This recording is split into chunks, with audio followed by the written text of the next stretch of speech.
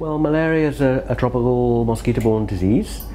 It's found all over the tropics in every continent, but diminished now a great deal in Latin America, most of Asia.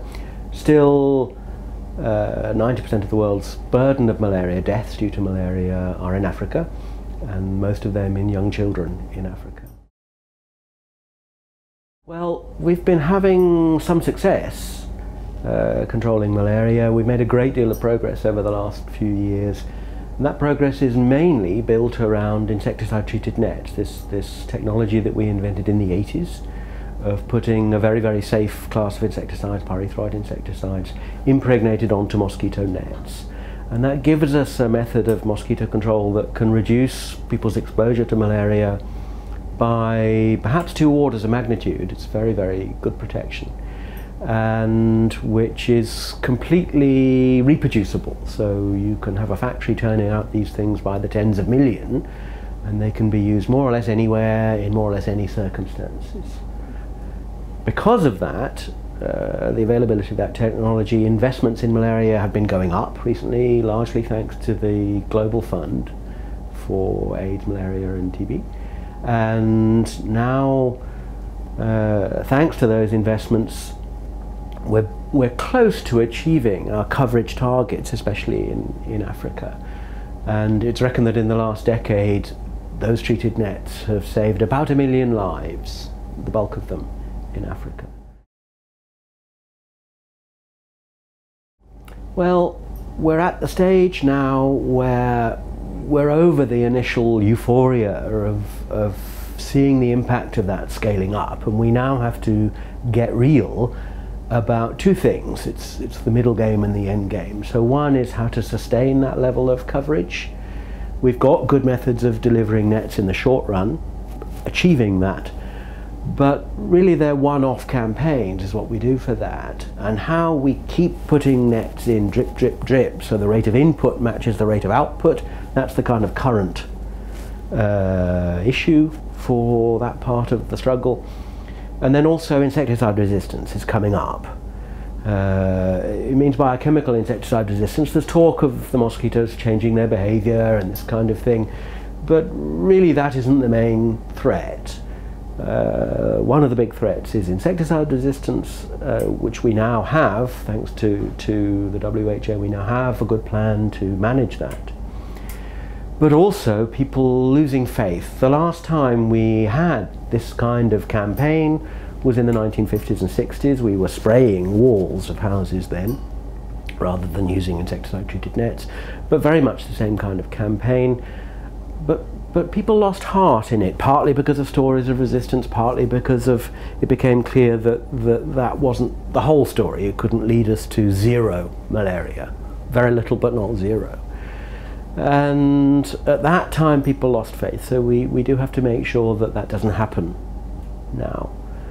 So, okay, 2 main tasks. It means keeping up this arms race that we're engaged in with the mosquitoes, making sure that we don't lose the chemical arms race for resistance, but also looking for an exit route to achieve, to go from very little malaria to zero malaria, even in a place like Africa.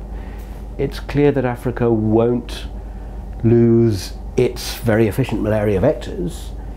So once we withdraw the insecticide pressure, how will it be that malaria doesn't take off again in a big way? If one stray case happens to arrive in a place with a lot of malaria, what are we going to do? Now, of course, one thing is to strengthen the surveillance system, but we do need to make sure that the background level of transmission that new case would meet isn't so very, very high that even a good surveillance system can't keep it under control. You can't catch all those cases.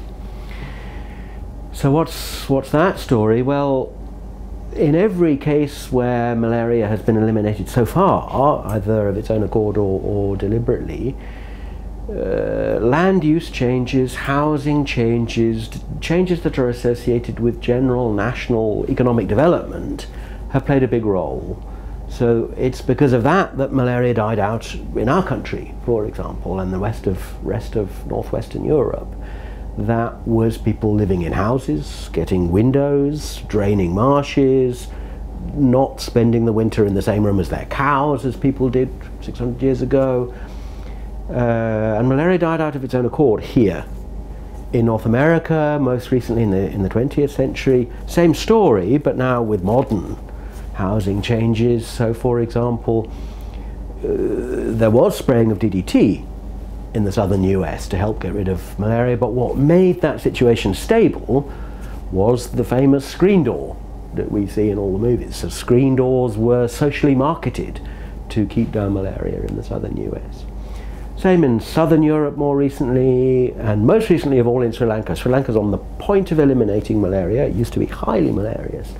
And they, thanks to some nice research on what kind of houses were associated with a lot of malaria and what kinds were associated with less, promoted better housing. And also did the normal things of spraying insecticides and seeking out and treating cases, of course.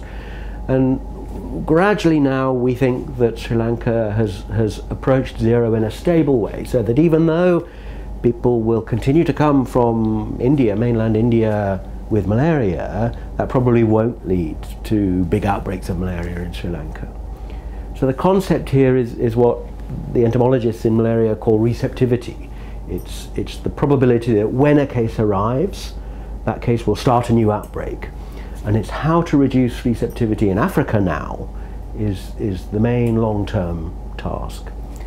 One of the things that's been happening now that we've been trying our interventions and tracking malaria in different places, there are still plenty of places where malaria is still as awful as it ever was. That means people are getting hundreds of new infections a year. No one is free of malaria from one day to the next. But there are also places, and that includes the part of northern Tanzania where I used to work. Okay, when I was there in 1980 something, we would go and look for malaria cases in the school kids and find in every village more than 50%, 50 to 80% of the under 5 children carrying malaria infection on any one day. It doesn't matter when you go, that's what you find. Well, that's no longer true. Already by 2008, that number was down to 13%, and most recently it's even lower, less than 10%. And what's happening there? Well, at least by 2008, we'd only achieved maybe 30–40% net use in that community. So there are a lot of people who think like me, well, maybe it's not entirely our interventions that are doing that. Maybe these development changes are already having a role. Certainly if you go to that part of Tanzania, whereas when I was there, you would find houses of brick wall and metal roof in town, yes, but not commonly in villages. Almost all village houses were mud walls, thatch roof. And now that's much less so. Yes, there are still plenty of houses like that, but an awful lot more houses are being made of brick and tin. Actually, as anyone who knows somebody in that part of the world, and indeed in the rest of Africa, building houses is a major part of the family enterprise of almost any family you talk to. So how we could influence that huge amount of money that's being spent by private individuals to make those houses a little bit less friendly to mosquitoes might be the way in which we could bring the day the last malaria case disappears from Africa a little bit closer, a decade or two closer. I think that I wish I had as much optimism as I know some of my colleagues do about vaccines, but I'm a little bit skeptical that vaccines, at least of the kind that we have now, will be a game changer. The limitation is partly that the degree of protection you get from our currently available vaccine is only about 50%. That's about as good as you get from a good untreated bed net, or perhaps poor use of a treated one. Not very good. Better than nothing, of course, but not that good. Whereas But the main problem with the vaccine is that the duration of that is quite short-lived. A year or 18 months is the degree of protection, the duration of protection that we're getting at the moment. And that's even less than a net. So the whole reason why our treated nets that we have now were such a big advance was partly that, yes, they matched power for power the degree of protection that we had before, but mainly that they gave protection for a long time. They last for 3 years-ish, if you're lucky. And a vaccine would certainly have to do better than that, I think, to be a game changer. A vaccine that gave you a small amount of protection for many years, that would certainly be extremely useful. A vaccine that you have to replenish every year or two, of course it's useful, but